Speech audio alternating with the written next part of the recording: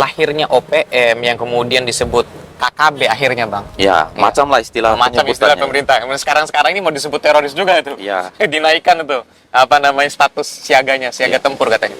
status itu kan politis kalau menurut saya. Oh gitu.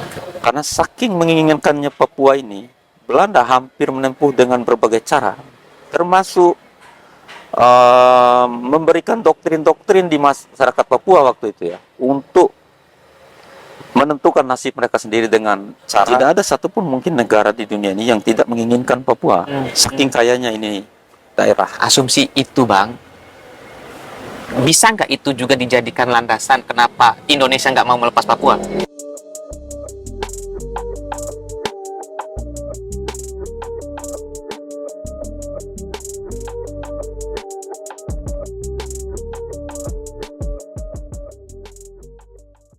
Jadi langsung mulai gitu aja. Langsung mulai. Oke. Gitu ya. Tapi promosi apa? Ntar biasanya kita promosinya di tengah nih. Oh ya. Oh gitu. Ya udah promosi aja sekarang, nggak apa-apa. Waduh, kalau Bang Nori yang datang jadi jadi talentnya kok kita yang diatur-atur. Ya, bukan. Siap senior, siap. Harusnya kan di depan Di dia. awal ya. Ya kan saya sering nonton. Ya udah deh, ini kita promoin di awal roti gombong Mandalika ini sesuai permintaan Bang Nori. Nih, teman-teman semua, roti enak, roti lembut di Mataram. Kalau mau coba roti gombong Mandalika, rasanya enak dan lembut. Bang Nori nanti kalau balik Jakarta, oleh-olehnya roti gombong Mandalika. Ya, 5 lah. 5 ya? Oh iya. Nanti kena tarif bagasi nanti. Enggak lah. Oh enggak ya? Kan nggak berat itu. Enggak berat. Siap Bang, selamat datang di podcast Bicara Santai Bang Nori. Oke, terima kasih atas undangan. Iya siap. Ini teman-teman semua, saya bicara santai sama Bang Nori sore-sore gini enaknya di Yahanu ya. Banyak hal tentunya mau kita bicarain Bang. Enaknya bicara santai sama Bang Nori itu kita bicaranya di Yahanu Bang. Ini tempat ngopinya anak muda nih Bang. Anak muda. Anak muda. Tapi suasananya suasana Jawa. Suasana Jawa ya. Ada tradisional gitu Agak ya. klasik ya, klasik tradisional gitu. Oke. Ini menarik teman-teman semua. Jadi saya mau kenalin dulu talent saya hari ini, Bang Nori. Ya, biasa dipanggil Bang Nori ya. Beliau ini Bang Yadin biasanya kita manggil. Beliau pengacara lawyer muda di Jakarta. Sebelum balik Jakarta kita curi dulu ilmunya Bang. Oke. Bukan ilmu sih sebenarnya. Oh, Lebih ke pengalaman sebenarnya. nah, itu pengalamannya. Pengalamannya itu yang mau kita cari Bang. Ya, Ini kan udah menunjukkan muda banget nih. Warna pink gitu kan. ya.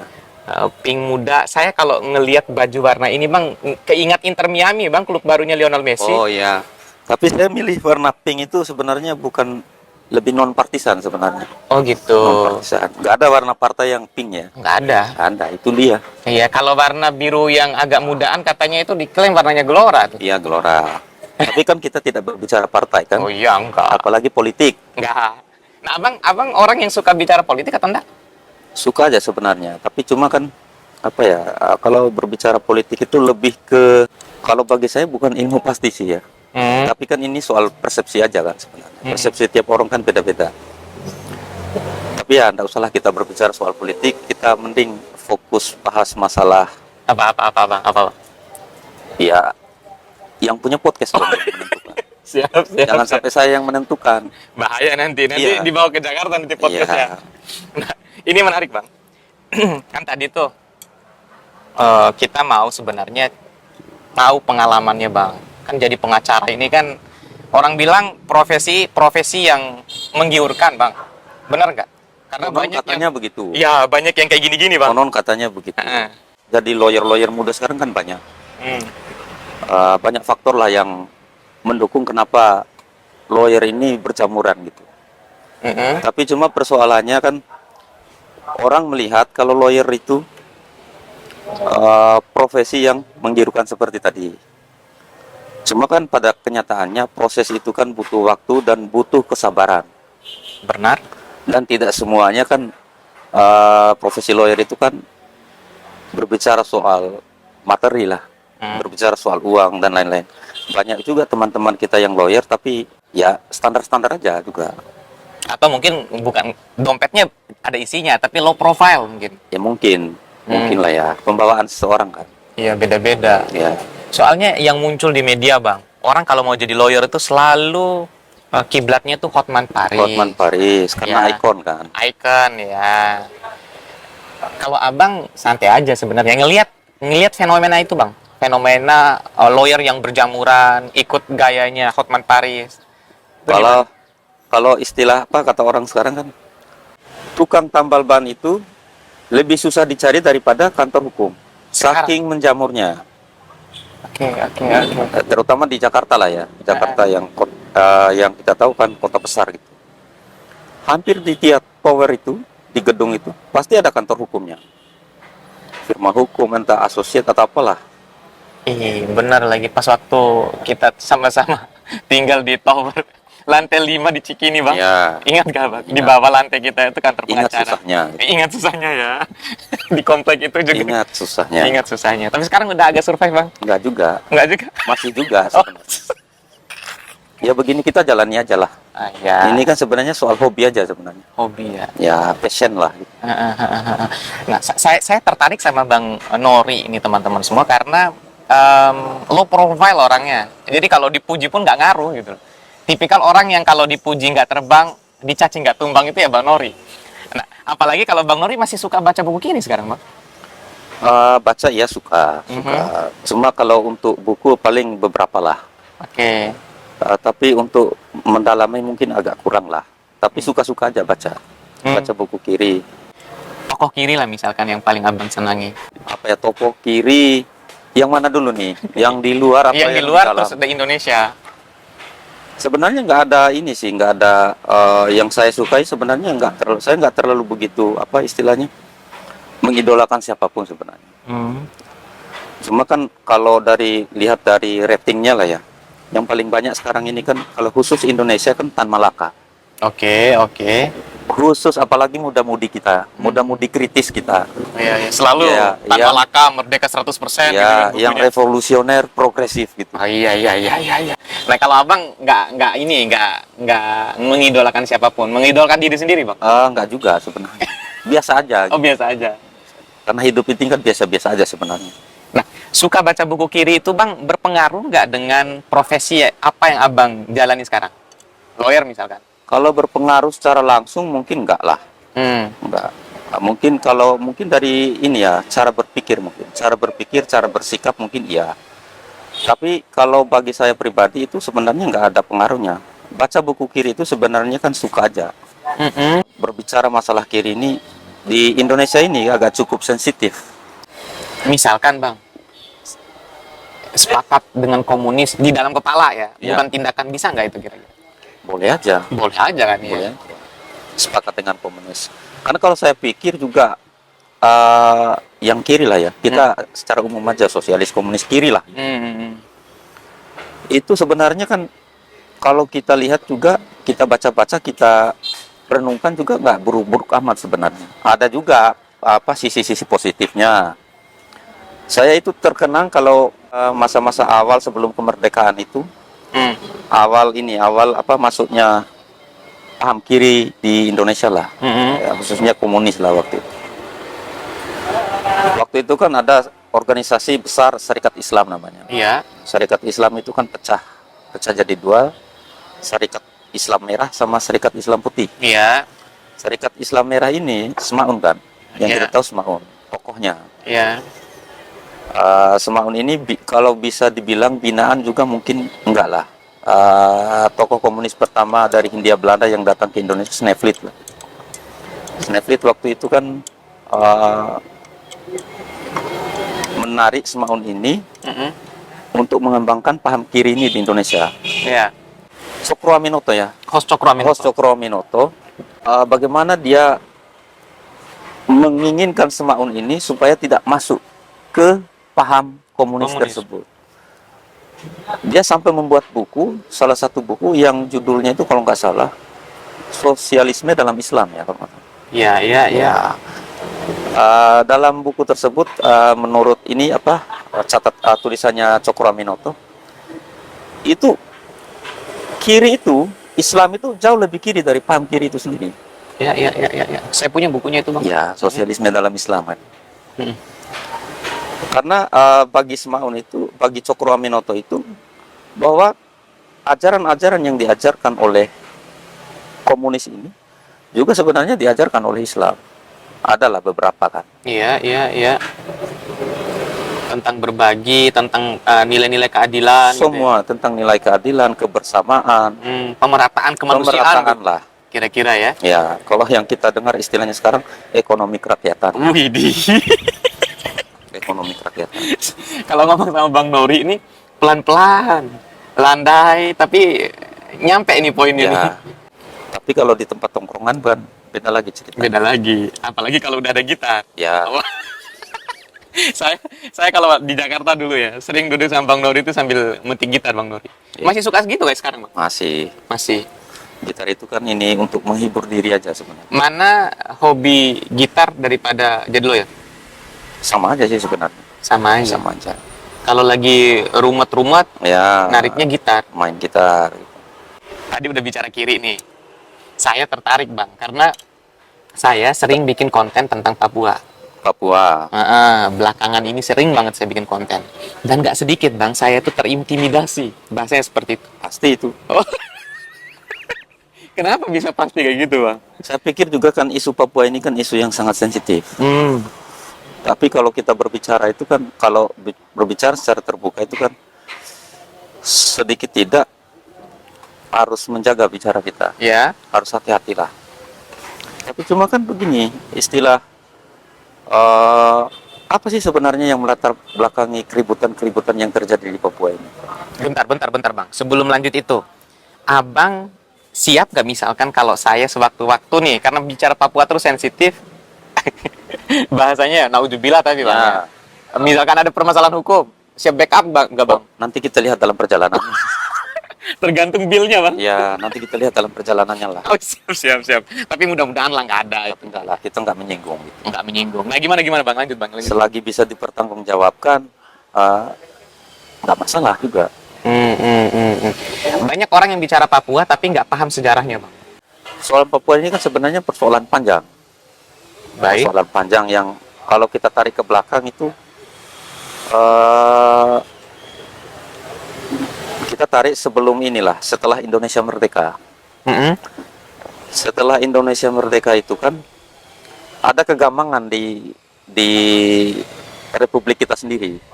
Dalam artian kita sudah memproklamirkan kemerdekaan kita, tapi cuma kita tidak tahu yang menjadi wilayah Indonesia ini yang mana. Baik. Nah, setelah itu untuk menentukan itu, saya lupa tahunnya, kalau nggak salah 47 ya, kalau nggak salah ada konferensi meja bundar di Den Haag, Belanda. Itulah yang merumuskan yang mana bagian wilayah negara Indonesia ini. Termasuk hasil konferensi tersebut, Papua itu, Papua Barat ya yang kita bicarakan. Iya. Papua itu karena dijajah oleh Belanda, maka secara otomatis dia Menjadi bagian dari wilayah Republik Indonesia. Setelah itu kan, setelah konferensi tersebut kan nggak otomatis selesai.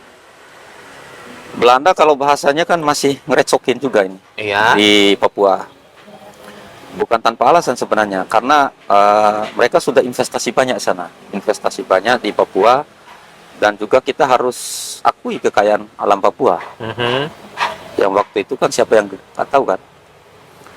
Maka dasar dari itu Belanda tidak rela dia meninggalkan bumi Papua, karena tidak kunjung damai ini orang Indonesia dengan Belanda ini dalam rangka memperebutkan Papua, padahal sudah ada hasil konferensi meja bundar tersebut.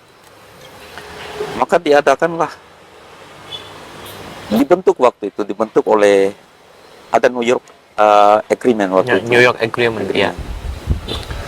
Biasanya orang Papua paham tuh New York Agreement. Karena dasarnya kan dari situ. New York Agreement itu dibentuklah UNTEA ya namanya, UNTEA, United Nation. Itu semacam badan kalau kita sebut sekarang pansus lah. Oke. Udah sering lagi dengar yang kayak gitu tuh. Yang mengendalikan Papua waktu itu ya UNTEA itu, badan yang berada di bawah PBB. Yang dibentuk khusus untuk menangani masalah Papua. Diadakanlah waktu itu Pepera penentuan pendapat rakyat. Pendapat rakyat. Ya. Ya. Dari situ kan kita tahu hasil Pepra itu kan Papua Barat lebih cenderung memilih Indonesia. Akhirnya dari situ, dari hasil jajak pendapat tersebut, Ya. Belanda harus mau tidak mau, suka atau tidak suka, kan angkat kaki dari bumi sentralasi. Cuma kan persoalannya hubungannya dengan OPM, dengan gerakan yang disebut sekarang ini gerakan separatis atau yang lain-lain tersebut. Itu kan waktu itu karena saking menginginkannya Papua ini, Belanda hampir menempuh dengan berbagai cara, termasuk memberikan doktrin-doktrin di masyarakat Papua waktu itu ya, untuk menentukan nasib mereka sendiri dengan cara tujuannya Belanda waktu itu hendak membentuk negara Papua. Negara boneka kira-kira gitu. Bukan, mungkin bisa disebut negara boneka yang berada di bawah kendali Papua lah, di bawah kendali Belanda. Belanda, ya. Waktu itu. Itu janjinya Belanda itu tahun 70, Papua ini akan diberikan kemerdekaan oleh Belanda. Tapi janji belum ditunaikan, Belanda sudah angkat kaki dari Indonesia. Nah, sampai sekarang lah berkembang isu Iya. gerakan-gerakan itu. Benar-benar lahirnya OPM yang kemudian disebut KKB akhirnya, Bang. Ya, macam lah istilah Macam istilah penyebutannya. pemerintah. Sekarang ini mau disebut teroris juga itu. Ya. Dinaikkan itu. Apa namanya, status siaganya, siaga tempur katanya. Status itu kan politis kalau menurut saya. Oh gitu. Nah. Politis dalam artian ini kan sensitif juga. Enggak sembarang kita menentukan sikap soal Papua ini. Iya. Gimana tuh, Bang? Karena yang kita takutkan itu campur tangan luar negeri itu aja sebenarnya. Kalau kita kerasin ke Papua atau gimana? Karena itu dia sorotan luar negeri, dunia internasional itu yang dikhawatirkan mungkin ya, ini mungkin karena Papua ini yang kita tahu kan kaya. Tidak ada satupun mungkin negara di dunia ini yang tidak menginginkan Papua. Saking kayanya ini daerah. Nah, asumsi itu, Bang, bisa nggak itu juga dijadikan landasan kenapa Indonesia nggak mau melepas Papua? Bisa jadi juga seperti itu. Tapi yang jelas secara hukum, Oke. baik hukum nasional maupun hukum internasional, ya Papua ini memang bagian dari kedaulatan Republik Indonesia. Republik Indonesia. New York Agreement, hasil Pepera itu, hasil KNB, konferensi meja bundar, itu kan kurang kuat apa kita secara hukum? Artinya sebenarnya secara hukum kita udah clear nih. Udah clear. Kalau kita bilang kan Belanda ini kan politik adu dombanya. Wih, benar banget. Ini kan dibenturkan, sengaja dibenturkan. Karena saking inginnya Belanda ini terhadap Papua, maka adalah benturan-benturan di bawah itu. Nah, sampai sekarang gerakan-gerakan itu masih hidup lah sampai sekarang. Tunggu subur malah. Tunggu subur. Saya punya teman namanya Nyamuk namanya. Nyamuk. Unik ya. Dia namanya Nyamuk. Nah, Nyamuk ini ya, dia kalau versi teman-teman yang komen di konten ya, Bang Ya. ini sudah dicuci otaknya ya. Oleh. Ya, nggak tahu oleh asing gitu kan, asing dan asong gitu. Ya.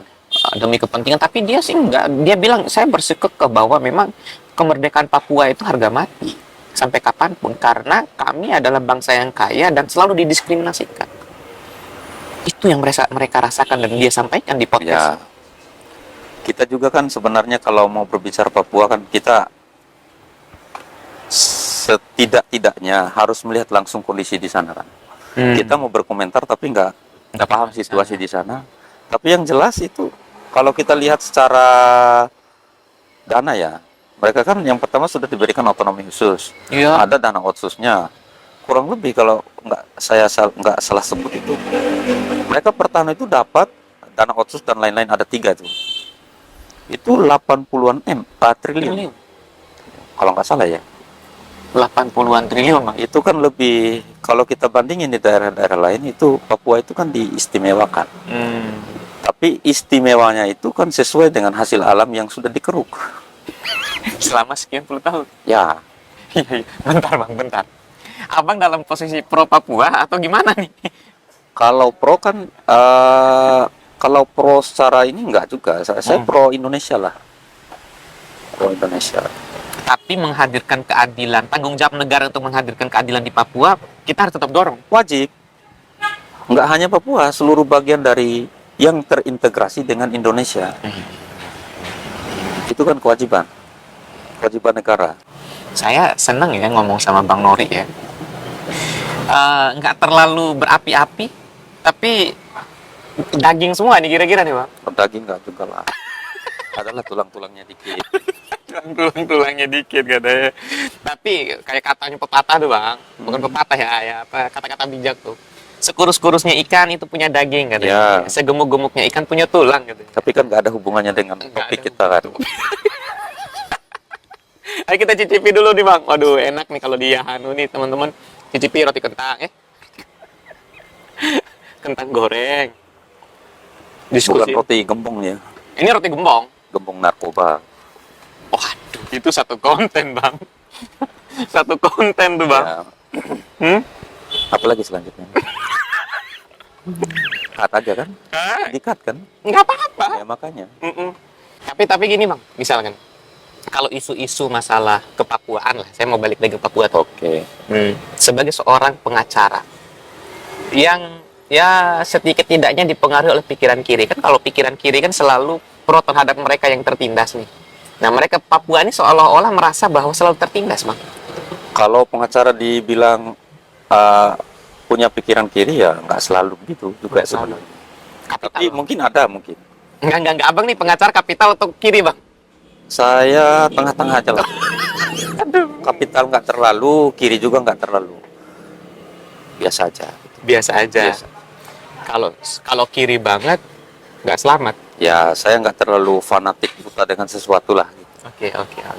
Kita ambil yang bagusnya, buang yang buruknya. Nah tadi itu bang, Gitu. ambil dagingnya buang tulangnya Ya, tadi buang tuh. tulangnya. Ada yang bilang gini bang, isu Papua itu isu yang dirawat. Bisa jadi juga seperti itu. Kan kita nggak tahu. Katanya, nggak tahu nih. Ini kan hanya katanya. Ini jangan di-cut lah, Iya. jangan dipotong-potong. Iya.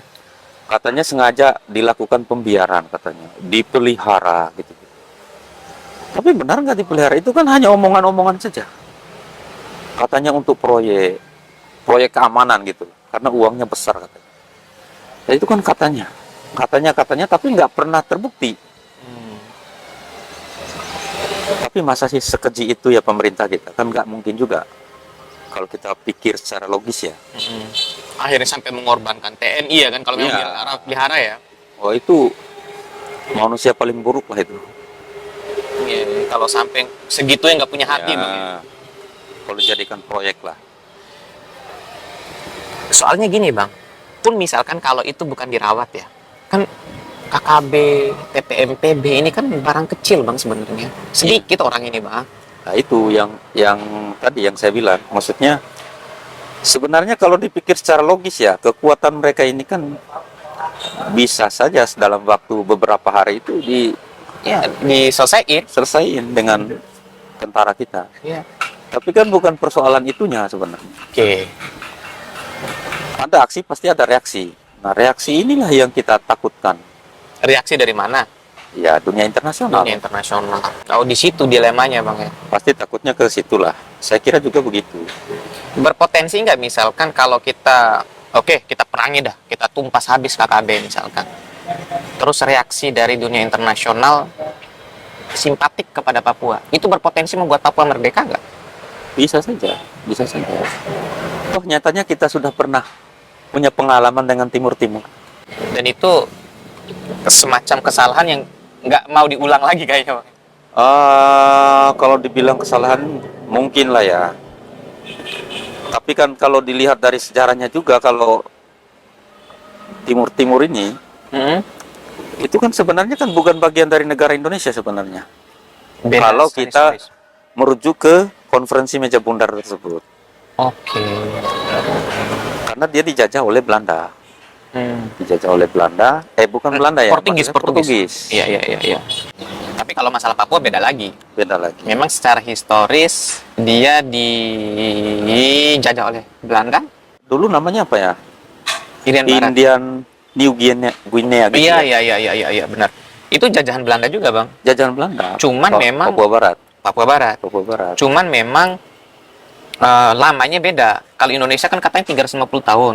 Ya. Nah, mereka tuh cuma 60 lebih tahun. Itu yang mereka bilang tuh, oh, beda sejarah kita ini nggak sama. Saya juga itu kan sekarang kan jadi polemik juga itu. Apa benar kita kalau yang berdasarkan sejarah kan kita diajarkan kita dijajah oleh Belanda 350 tahun. Nah, Abang sepakat 350 tahun atau cuma berapa tahun? Ya kalau melihat sejarahnya itu kan kongsi dagang VOC. Tidak Iya. dijajah secara apa ya istilahnya. Tapi memang secara sumber daya alam kita dikeruk. Tapi kan mereka dagang. Datang dagang. Datang dagang. Mereka kan kongsi dagang VOC itu. Berarti cuma bentar aja, Bang. Dan pada saat itu bukan Indonesia namanya. Bukan Indonesia. Iya, Bang. Masih Hindia Belanda. Nusantara, sorry. Nusantara. Saya ngomong sama Bang Nori ya, teman-temannya. Banyak sebenarnya mau kita bicarain. Cuman kita agak tahan-tahan, Bang. Ya, Kalau bicara Papua ya. sensitif. Sensitif ya. Tapi sekarang, Bang, terus berkomitmen untuk berada di tengah, Bang. Saya tetap berada di tengah. Nggak terlalu memihak ke kiri atau ke kanan. Kan? Tapi komitmen kita bahwa Papua harus terus menjadi bagian dari Indonesia, Bang ya. Komitmennya seperti itu. Tapi Nah, yang harus dijaga. yang harus dijaga. Jangan sampai lepas gitu aja. Jangan sampai lepas. Aduh, udah kayak si dia, tapi lepas juga. Aduh. Iya, ya, paham saya. Oke, Bang, makasih banyak, Bang, udah mampir di Oke. podcast Bicara Santai. Sampai kapanpun ya, dunia podcast, dunia lawyer, itu sebenarnya sama tujuannya. Kalau podcast ini, Bang, tujuannya ya untuk menyediakan ruang untuk bicara. Ya, Kepentingan umum lah, kira-kira seperti mengedukasi lah, Bang ya. yang tidak bisa tayang di TV bisa tayang di podcast gitu. Benar, benar tuh. Ya. Nah, tujuan profesi advokat ini juga membela kepentingan publik. Kepentingan orang yang punya kepentingan. Ya, orang. Yang ini ya, Bang. Bang, yang ininya gede nggak? Ya, enggak juga. Sebenarnya kan bergantung. Itu kan bergantung semua. Oke. Oke lah kalau gitu. Nanti lama-lama kita digantung, bahaya. Udah trauma kita digantung, Boy. Oke. Thank you, Bang. Makasih banyak udah mampir di Oke. podcast Bicara Santai. Nanti Sama-sama. balik Jakarta, Bang. Hari apa? Lu salah. Lusa ya. Oke, nanti kalau mampir lagi Lombok, fardu ain, Bang, mampir lagi di Ya, podcast. mampir lagi sini. Mampir lagi di sini. Besok kalau saya sih maunya gibahin negara. Ini belum gibahin tadi, baru Oh ya, kita bicara yang bagus-bagus aja lah. ini orang pemerintah kayaknya ini. Bukan, Enggak ya? sensitif. Oh, ini feeling saya seorang pemerintah ini agak-agak menuju ke merah-merah bajunya ini, Pak. Oke, teman-teman semua, saya Yusuf Hendra, bye. Bang, kameranya sana, Bang. Oke, makasih.